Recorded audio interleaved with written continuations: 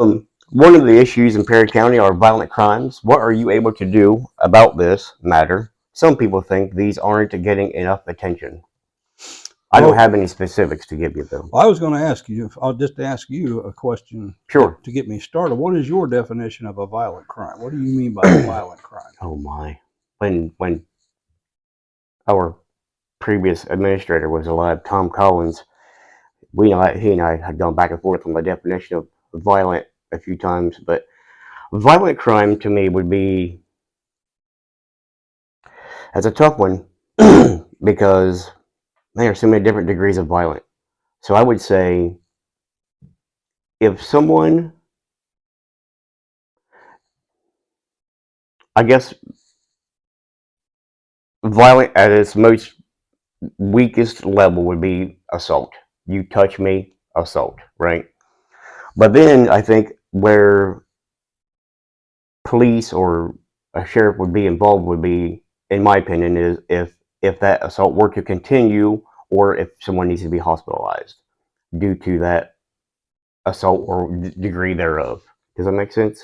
Well, it does, and I kind of see where you're coming from on that, because our definition of a violent crime typically falls within the element of causing serious physical harm to another or a threat of serious physical harm to another. Once there's that threat or once there's an actual assault against a person where there's injury involved and that person then needs to be hospitalized or going to a doctor, that kind of escalates the level of crime Right. or the charge that they're going to have against them. And of course, that can go anywhere from those elements there all the way to an aggravated homicide Right. as a violent crime. But a lot of times people have expectations that they're a victim of a violent crime, but as long as the elements are there, Mm-hmm. and the elements are there to substantiate that criminal charge, and we take great time to explain those to people so that you know what the elements are of a certain offense right here. And if that case rises to that level, Mm-hmm. and we have evidence to support that, that's the key, is having evidence to support that, either by a medical examination or a witness to that crime or an interview with that suspect, and of course the victim statement, and how we corroborate that case together and make those elements present for the prosecutor will determine what violent crime, if it constitutes a violent crime, will be the charge there. So we try to push our emphasis on making sure that we investigate the crimes to establish those elements, Mm-hmm. so that we can take a case to the prosecutor and say, look, Mr. Prosecutor, here's the elements of the facts, here's the facts of the case right here. Does it rise to the level of a felonious assault, Right. being a pretty serious felony crime right there? If you're using a weapon or whatever. So that would be my explanation to that question right there about serious crimes of violence.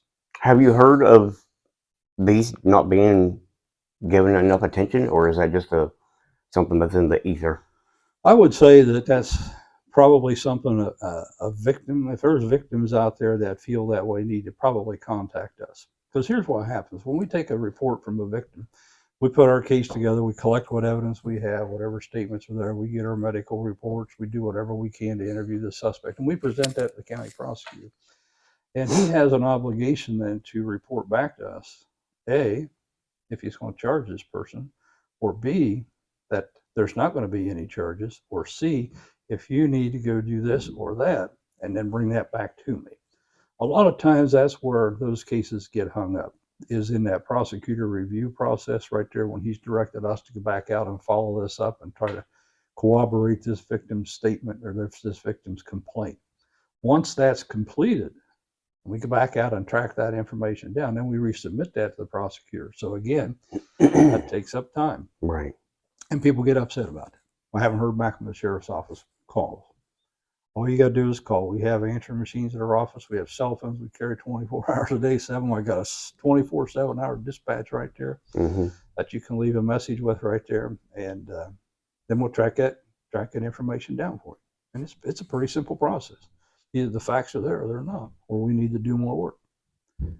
Okay.